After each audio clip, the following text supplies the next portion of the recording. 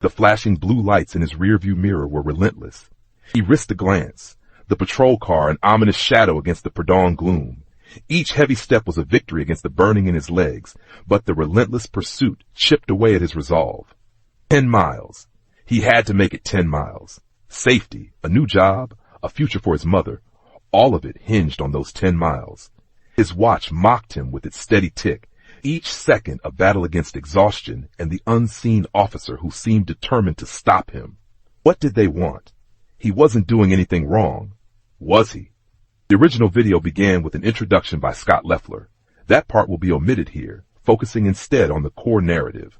Walter Carr had journeyed to Homewood, Alabama with his mother, seeking solace in a fresh start after the devastation of Hurricane Katrina. Their home, their memories, everything had been ripped away by the monstrous storm. In Alabama, they hoped to rebuild, to find a semblance of normalcy. Walter, a driven 20-year-old, was determined to shoulder the burden, to provide for his mother. He knew the weight of their situation, the precariousness of their finances. He had to find work. Word reached him of an opening at Bellhops, a moving company. The location, a daunting 20 miles from his home, presented a significant challenge. But Walter possessed a reliable, if somewhat aged, car. He saw the distance not as an obstacle, but as a hurdle to overcome. He applied, his hopes soaring when he landed an interview on the spot. The hiring manager's handshake felt like a promise, a lifeline. He was set to begin the very next day. Fate, however, had a cruel twist in store. Barely beyond his driveway, his car coughed, sputtered, and died. A deathly silence filled the air, broken only by Walter's growing panic. He lifted the hood, a plume of smoke erupting like a final mocking farewell. His heart sank. This couldn't be happening, not now. Despair washed over him. He reached for his phone, the weight of defeat heavy in his hand. He imagined the conversation with the Bellhops manager. "I can't come in. My car, it's dead." The words tasted like ash. But then something shifted within him. A spark of defiance. He was young, he was strong, and 20 miles, while a monumental distance, wasn't insurmountable. Not if his mother's security was on the line. He opened his phone again, not to make that call, but to map the route. Google Maps painted a grim picture. 7 hours on foot. 7 hours of grueling, relentless walking. He stared at the screen, and for a moment the enormity of the task threatened to crush him. He pictured his mother, the fear in her eyes when they'd lost everything, the silent struggle to make ends meet. He couldn't let her down. He wouldn't let her down. He set his alarm for midnight. Sleep came in fitful waves, punctuated by the gnawing anxiety of the journey ahead. When the alarm shrieked, he didn't hesitate. He pulled on his most comfortable sneakers, grabbed a jacket against the cool night air, and stepped out into the darkness. The world was hushed. The only sounds his own determined footsteps and the distant hum of the city. 7 hours. He began to walk. The first few miles were fueled by adrenaline, by the sheer force of will. He set a brisk pace, the darkness a strange companion. But as the miles stretched on, the physical toll mounted. His legs screamed in protest, each step a searing reminder of the distance he'd covered and the distance yet to come. Sweat plastered his clothes, and his feet throbbed with a relentless, burning ache. He had walked over 10 miles, and the exertion was becoming a brutal adversary. Doubt, an insidious whisper, began to creep into his mind. Was this even possible? Was he a fool for trying? The image of his mother, though, flickered in his thoughts, a beacon in the darkness. He focused on that, on the feel of the pavement beneath his feet, on the simple act of putting one foot in front of the other, again and again. Then he saw it, a flash of blue. He'd been so consumed by the rhythm of his steps, by the battle against his own body, that he hadn't noticed the vehicle shadowing him.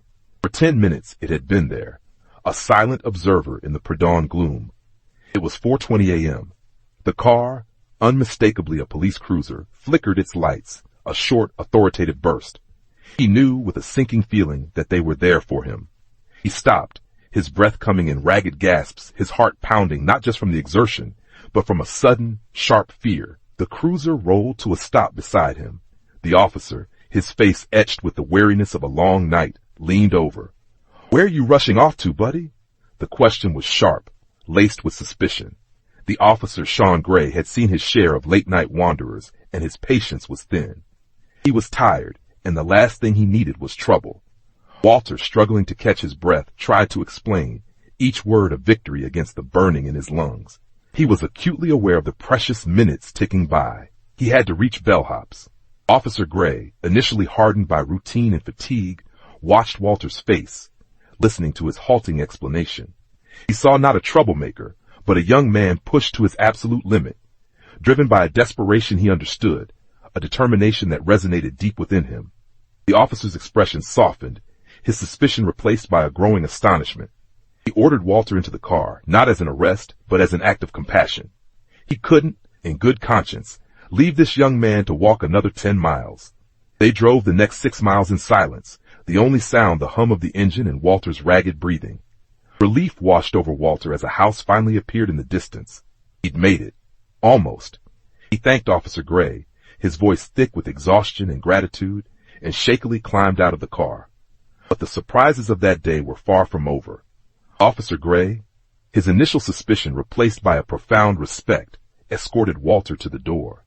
He spoke to the homeowner, Jenny Hayden Lamy, recounting Walter's incredible journey, the 14 miles he'd walked through the night to honor his commitment. Jenny was stunned, flabbergasted by such a display of dedication. When the rest of the Bellhops crew arrived, Walter, despite his utter exhaustion, threw himself into the work, loading boxes, carrying furniture, his body aching with every movement. Jenny, deeply moved, shared Walter's story on social media. Her words, raw and heartfelt, ignited a spark. Jenny's post detailed the encounter with Officer Gray, Walter's incredible trek, and his unwavering commitment to his job. She wrote of waking early to prepare for the movers and the unexpected arrival of the police officer with Walter in tow. She recounted Walter's explanation. His car breaking down, his decision to leave Homewood at midnight and walk through the night to Pelham, all because he needed to be at work. The post resonated, spread like wildfire, touching a nerve, tapping into a deep well of admiration and empathy. Jenny, overwhelmed by Walter's situation, created an online fundraiser to help him repair his car. She set a modest goal, hoping to ease his burden. The internet responded with a force she couldn't have imagined. Donations poured in, far exceeding the initial target. The online community, moved by Walter's extraordinary effort, shattered the goal, raising a staggering sum. But the story didn't end there. Walter's incredible journey reached the ears of Bellhops CEO Luke Marklin.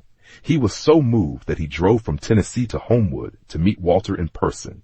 The meeting was extraordinary. Marklin presented Walter with a gift, a gesture of profound generosity. He gave Walter his own car. Walter was speechless, overwhelmed by the kindness, the sheer magnitude of the gift. He wept, tears of exhaustion, of relief, of disbelief. He had never experienced such a wave of support, such an outpouring of human compassion. The entire community seemed to rally around him, celebrating his spirit, his unwavering dedication. Walter's actions became a symbol, an inspiration.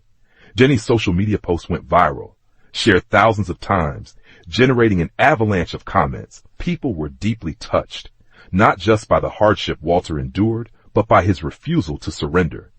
Commenters spoke of being moved to tears, of feeling challenged to examine their own excuses. They marveled at Walter's humility, his quiet strength in the face of adversity. They imagined the countless moments of doubt, the temptation to turn back, the sheer physical and mental fortitude it took to keep going, mile after mile, through the lonely night. Jenny wrote in awe of Walter's dedication, describing him as a symbol of the hard-working spirit, a testament to the power of human determination. His story inspired a social media movement, a call to action, a reminder to strive for excellence. Walter, however, remained humble, deflecting the praise with a simple shrug. "I just walked," he said, seemingly unaware of the extraordinary nature of his actions. He harbored dreams of joining the Marines, a goal that now seemed not just possible, but inevitable.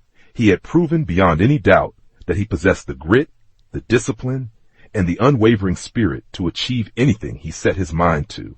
His story is a powerful reminder of the importance of perseverance, the strength of the human spirit, and the profound impact of simple acts of kindness. It resonated deeply, prompting many to reflect on their own lives and consider how they might strive to emulate Walter's unwavering commitment. It serves as an inspiration to face challenges head-on, to push beyond perceived limitations, and to never give up on one's goals, no matter how daunting they may seem. The message is clear. In the face of adversity, human determination can triumph. transforming seemingly impossible journeys into testaments of resilience and hope. To learn more about stories like Walter's and be inspired by acts of perseverance and kindness, you can find similar content on various online platforms.